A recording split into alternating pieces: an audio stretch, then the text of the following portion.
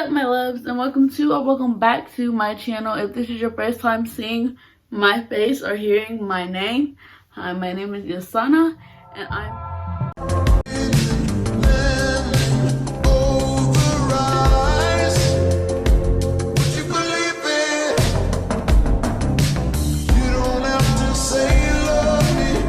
in today's video, I'm going to be doing what to watch on Netflix when you're bored, or just what to watch on Netflix and rating them.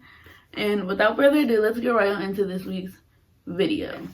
So the first show that I have is Jane the Virgin. Jane the Virgin is about Jane Villanueva, who gets pregnant as a virgin. And she's like, what happened? I've never had sex before, because she was like Catholic, like really religious. And so she goes to the doctor, and the doctor basically tells her that she was artificially inseminated. And basically, she meets this guy named Rafael Solano, and he's like this rich man and a whole bunch of stuff. And then they end up having the second show that I have is You. And I know you're probably at this point probably tired of hearing about it, but You is so good. Let me tell you, You is so good. So basically, Joe, I don't remember his last name. Joe is like this weird guy, and he keeps finding girls basically to fall in love with, but they never work out because he's weird. And so basically the show is about him trying to find love, and like the same love that he sees in himself. And it's really good, and it's so suspenseful, and I would 100% recommend it. Like, I finished season 1 in like a day, and then when season 2 came out, I was like binging it. I finished it in less than 48 hours. So I would highly, highly, highly recommend that. Then the next show that I have is The 100. Oh my god. First of all, Octavia and Bellamy, Endgame. I don't care. I don't care how it ends. I haven't seen the recent seasons because I kind of fell off. But seasons 1 through like 4 or 3 are so good. So basically let me explain it for you first. So basically The 100 is about, it's based in like 2050, like it's in the future after like we have a big atomic bomb from Korea. And so they're living in a spaceship because the world is polluted. And so they drop off 100 kids down to Earth, but they're all like delinquents and like kids that were put into jails and stuff. And they basically use them as lab rats to see if the world is habitable or not, because they've been told that it's inhabitable because all the chemicals in the air. So basically they send them out down as mini like lab rats and basically see if they could survive. So basically they wanted to kill them, but like they didn't know if they would die or not. But it's so good. And like the action, I'm not really usually one for action shows, but the action in this show, I highly recommend. My next show is The Fosters. I'm actually currently rewatching it now, like as I'm filming this video. It's really good. And so basically, The Fosters is about this girl, Hallie Jacobs. I think she's 16 in the show, if I'm not mistaken. And she's been in and out of foster care her whole life, her and her little brother, June. And it's about this loving family that takes her in. They're 2 gay moms. And it's about how they take her in and basically introduce her to the family and how the family goes closer. And basically it shows like the family dynamic, and that basically is about love can come in any form. It doesn't have to look like how it's traditionally looked at. And I really like the message that it shows, and I would also highly recommend The Fosters. Gossip Girl is so good. It's about this girl. Okay, so basically they're all in high school, I think. I'm pretty sure they're all in high school. And there's Dan Humphrey, Blair Waldorf, and a whole bunch of other people. And there's this website called Gossip Girl that posts like all the tea. It was basically like their Twitter before Twitter was a thing. And so it caused all this drama between Blair and I cannot remember her name right now. Blair and Blake Lively's character, if I can remember. Blair and Serena Vanderwoodson, which was her name in the show. And basically it just follows them through their high school years. It shows their character. The character development in this show is so good. And oh my god, Chuck could get it. I don't care what anybody has to say. Like, Chuck, superior. And that's that. On next show is The Originals. The Originals is a spin-off trilogy kind of thing of Vampire Diaries. It's the prequel, not the trilogy. So The Originals is the sequel of TVD Vampire Diaries. It's so good. So basically, it's Elijah Michelson, Klaus Michelson, Rebecca Michelson, Cole, um, basically a bunch of other siblings. They have like a lot, like seven. I think there's seven total of them, and they're the original vampires, which is why it's called the originals. And it's set in like New.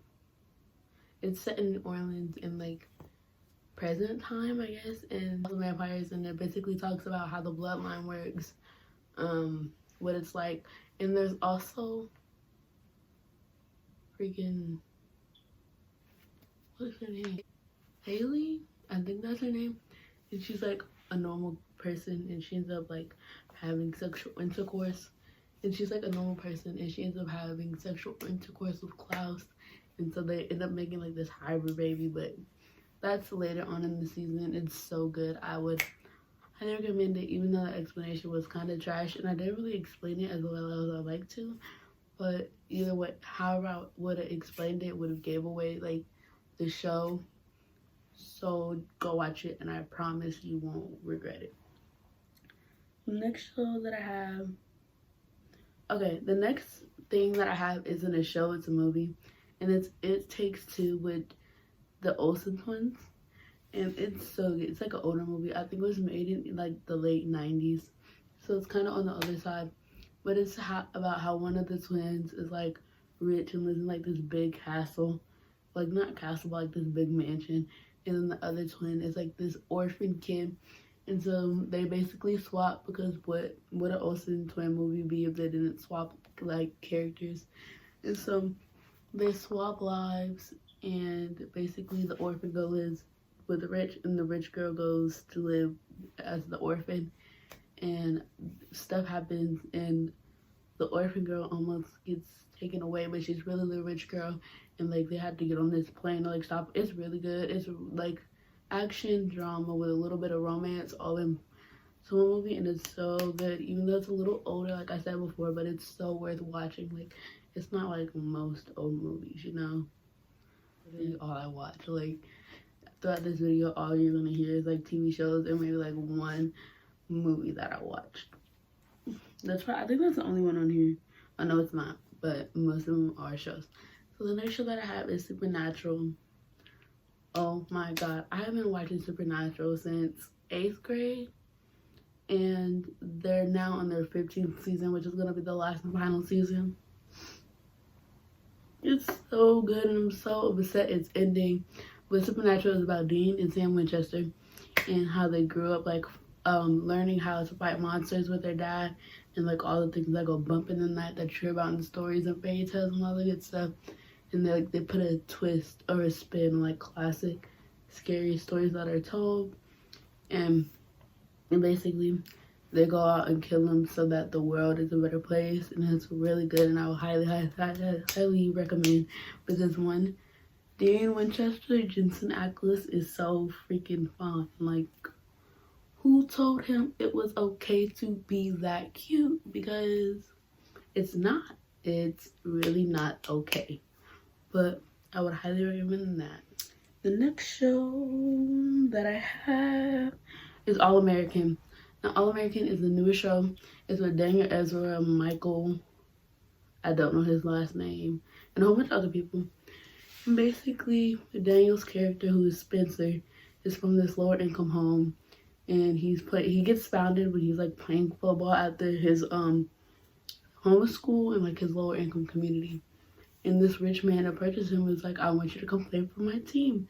And so it's basically about how Spencer ends up like having to figure out his life between his lower income life and like his like rich, like I want to do basketball for school, football for school life. And it's basically just shows how he like tries to balance out the two, and how he overcomes it and all the struggles that he faces. And a lot of drama happens. First of all, Nick, is his name Nick? His name is either Nick or Austin, but he did Olivia. He deserves so much better. First of all, his dad was trash. Like, take away his parenting degree, because what? Don't ever disrespect my baby like that. And then his mom had the audacity to try to come back into his life. Like, girl, we don't need you here. We are doing just fine without you. Like, Mom, who? We don't know her. Like, she really tried to come back into my baby's life. He started making moves. It's like, no. You can keep it pushing, Julie, because we don't want you. Anyways, moving on. Moving on to the next show I have is on my blog. You probably heard of it. You probably watched it. If you didn't, what are you doing with your life? Are you living under a rock? Go watch it right now. Pause this. Go watch that and then come back, because you're missing out if you haven't watched it. On my blog is about Monse, Caesar, Jamal, and Ruby. And they're all, I think they're freshmen in high school. They're all freshmen in the first season. There's 2 seasons. They're all freshmen in the first seasons, and they live in the ghetto. But they live in the ghetto, and basically it's about them growing up in the ghetto and how they balance school life with their hood life. Obviously, you see a trend in the shows that I like to watch, but it's about how they balance their school stuff. And then Monse and Caesar have a thing for each other, and they're in game. I don't care what anybody has to say to me. I don't care how the show ended. They better end up together, or I'm gonna pull up to your house and I'm gonna find you, and you're not gonna like it if I do. But On My Block is really good, so go watch it.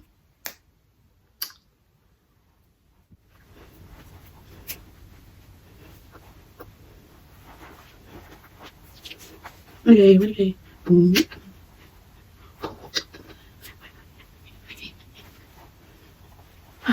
Boom. ADHD is kicking in. It's like moving on to the next. We have Alexa and Katie. It's also another really good one. It's about this girl. Named Alexa, who finds out her freshman year that she's been diagnosed with cancer. She had lung cancer, I think. No, it was in her blood. Whatever cancer that is, that's the cancer that she has. And basically, the show shows us like how she tries to fight between being the cancer kid and being like a normal kid, and how much she doesn't like being labeled as the cancer kid. Like, she literally hates it. Like, the whole time she's just trying to avoid being labeled as that. Like, she wants to get rid of it completely. And I feel like that's a really good show to teach our kids, because no matter what your disability is, you do not have to be defined by it just because others define you as that. Like, you can set your own status quo. Stick to the stuff you know. Anyways, but you can set your own flow of what you want, and I really like that. And the show's really good, and I would highly recommend it. Okay. I don't think I'm going to do all these because it's kind of a lot, and I need to go to sleep because I have a test tomorrow in Spanish. She's bilingual.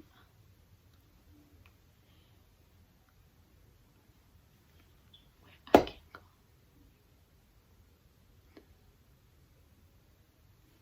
She'll let me take film one day. But, yeah.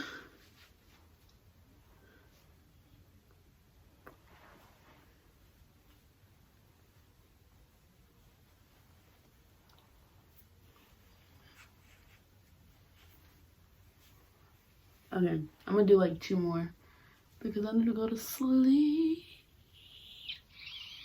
Okay, the next show that I have for you is American Horror Story. Okay, first of all, Asylum was the best season. I don't care what anybody says. It's so underrated. Like, Asylum and Roanoke, period. But American Horror Story is basically, each season is like kind of different, but it still has like the main characters.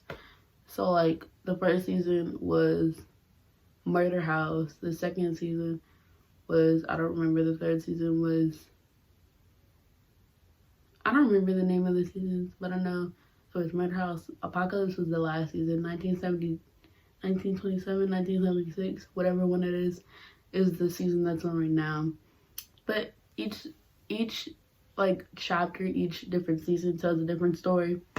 And so like for Murder House, it was like this ghost that lived in the house that was killing everybody that lived there because they wanted the house to themselves and wanted more ghosts spirits to be in the house than human spirit. I don't know, it was weird. And then for Asylum, she was like crazy.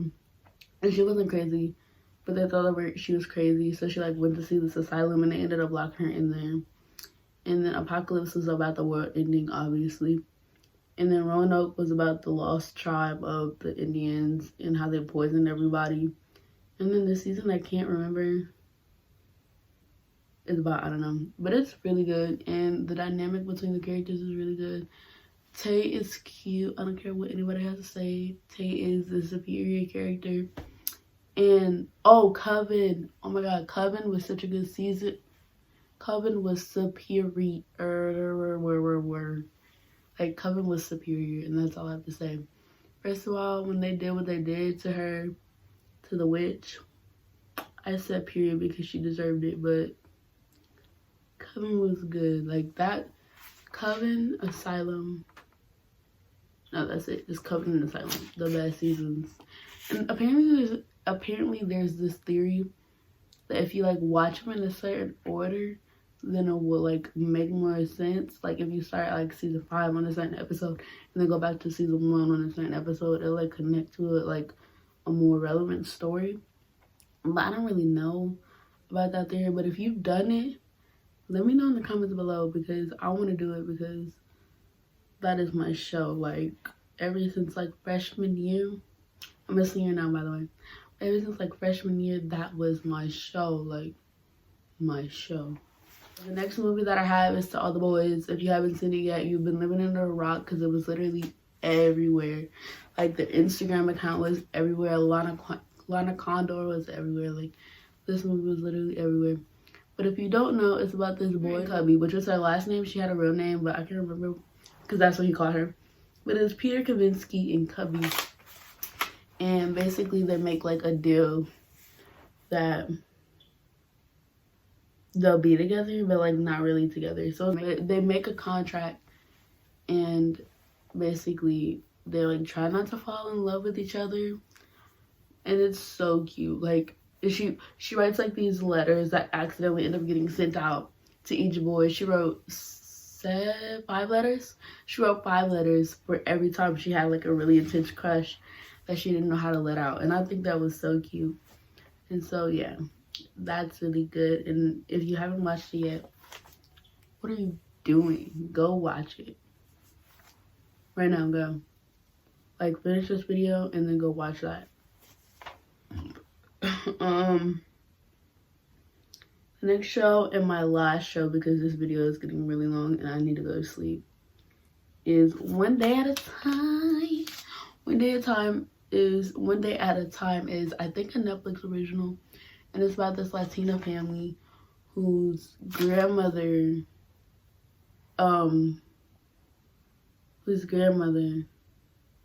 what is it called when they travel to America illegally?